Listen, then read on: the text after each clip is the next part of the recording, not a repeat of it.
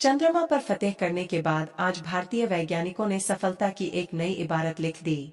सूर्य mission पर निकला भारतीय अंतरिक्ष अनुसंधान संगठन का आदित्य L1 मिशन शनिवार शाम 4 बजे अपनी मंजिल लैग्रेंज पॉइंट 1 पर पहुंच गया। अपनी अंतिम कक्षा में स्थापित होते ही सूर्य को हिलो बोला। यह भारत का पहला सूर्य मिशन है। इसे 2 सितंबर 2023 को लॉन्च किया गया था।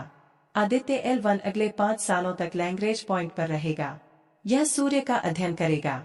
इस उपलब्धि पर प्रधानमंत्री नरेंद्र मोदी ने इसरो के वैज्ञानिकों को बधाई दी है। यह हमारे वैज्ञानिकों के अथक मेहनत का सबूत। प्रधानमंत्री नरेंद्र मोदी ने सोशल मीडिया प्लेटफॉर्म एक्स पर पोस्ट लिखकर इसरो के वैज्ञानिकों को बधाई दी। प्रधानमंत्री मोदी ने लिखा कि भारत ने एक और उपलब्धि हासिल की है। भारत का सोलर ऑब्जर्वेटरी आदित्य L1 अपनी मंजिल पर पहुंच गया है। यह एक बेहद जटिल और पेचीदा अंतरिक्ष अभियानों में से एक है। इसका साकार होना हमारे वैज्ञानिकों के अथक मेहनत का सबूत है। राष्ट्र के साथ मैं भी इस उपलब्धि की सराहना में शामिल हूँ। हम इंसानियत के फायदे के लिए विज्ञान के नए क्षेत्रों में आगे बढ़ना जारी रखेंगे। इसरो का पोस्ट, इंडिया मैंने इसे कर दिखाया। जैसे ही आदित्य L1 ने सूर्य के हेलो ऑर्बिट में प्रवेश किया, इसरो ने सोशल मीडिया प्लेटफॉर्म एक्स पर पोस्ट लिखकर इसकी जानकारी दी। इसमें लिखा, इंडिया मैंने इसे कर दिखाया। मैं अपनी मंजिल पर पहुंच गया हूं। आदित्य L1 सूर्य के लैग्रेंज पॉइंट के आसपास हेलो ऑर्बिट में सफलतापूर्वक प्रवेश कर चुका है। इससे पहले जब आदित्य L1 लैग्रेंज पॉइंट के करीब पहुंचा था तो भी इसरो ने इसकी जानकारी एक पोस्ट में दी थी। सफलता पर क्या बोले इसरो प्रमुख? आदित्य L1 के हेलो ऑर्बिट में दाखिल होने पर इसरो प्रमुख एस सोमनाथ ने कहा कि आदित्य L1 को सटीक हेलो ऑर्बिट में स्थापित कर दिया गया है। अभी हमारी गणना में यह सही जगह पर है, लेकिन हम अगले कुछ घंटों तक इसकी निगरानी करने जा रहे हैं ताकि यह देखा जा सके कि यह सही जगह पर है या नहीं। फिर अगर यह थोड़ा सा भटकता है तो हमें थोड़ा सुधार करना पड़ सकता है। हमें ऐसा होने की उम्मीद नहीं है। तस्वीरें पहले ही वेबसाइट पर डाल दी गई हैं। बहुत सारे साइंटिफिक रिजल्ट मिलने की उम्मीद। सोमनाथ ने कहा कि आदित्य L1 पर पड़ने वाले प्रभावों को मापा जा रहा है। इसके लिए हमारे पास सूर्य से निकलने वाले पार्टिकल का मेजरमेंट है। लो एनर्जी और हाई एनर्जी एक्सरे मेजरमेंट भी है। हमारे पास एक मैग्नेटोमीटर भी है जो हिलो ऑर्बिट में प्रवेश करने के बाद आदित्य पर पड़ने वाले ग्रेविटेशन फोर्स के दबाव को मापने में मददगार है। हमें बहुत सारे साइंटिफिक रिजल्ट मिलने की उम्मीद है।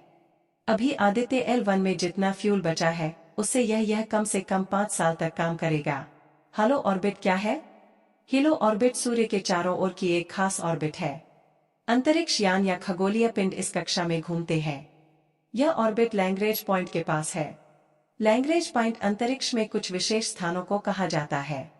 यह सोलर सिस्टम के 2 बड़े प्लेनेट्स जैसे कि सूर्य और पृथ्वी या जुपिटर के बीच स्थित हो सकता है। यह स्पेस के एक खास क्षेत्र में होता है जिसे रीजन ऑफ अट्रैक्शन कहा जाता है।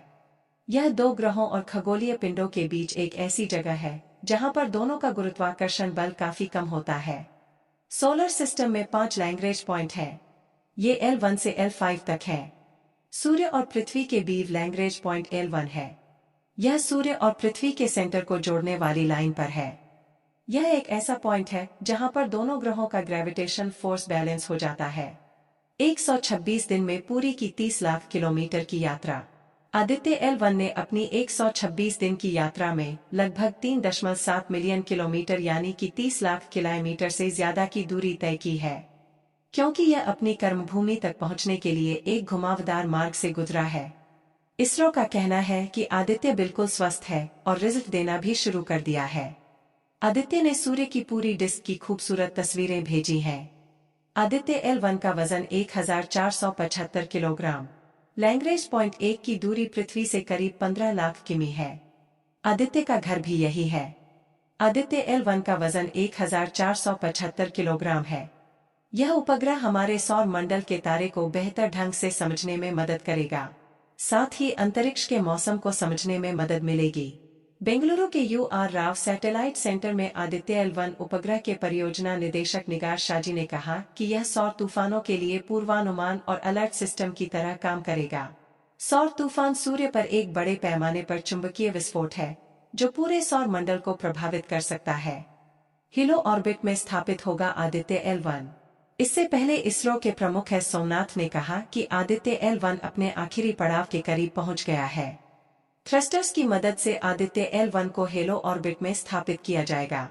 आदित्य L1 लगातार सूर्य को देखेगा। यह पृथ्वी के लगातार संपर्क में रहेगा। उन्होंने कहा कि भारत के पास अंतरिक्ष में 50 से अधिक उपग्रहों सहित 50,000 करोड़ रुपए से अधिक की संपत्ति है, जिन्हें सूर्य के प्रभाव से संरक्षित करने की आवश्यकता है। आदित्य L1 उपग्रह एक तरह से अंतरिक्ष आधारित रक्षक के रूप में कार्य करेगा, जो सौर ज्वालाओं और आने वाले सौर तूफानों पर नजर रखेगा। कभी नहीं सोएगा आदित्य। जब सूर्य से एक बड़ी सौर ज्वाला निकलती है, तो यह उपग्रहों के इलेक्ट्रॉनिक्स को जलाकर राख कर सकती है।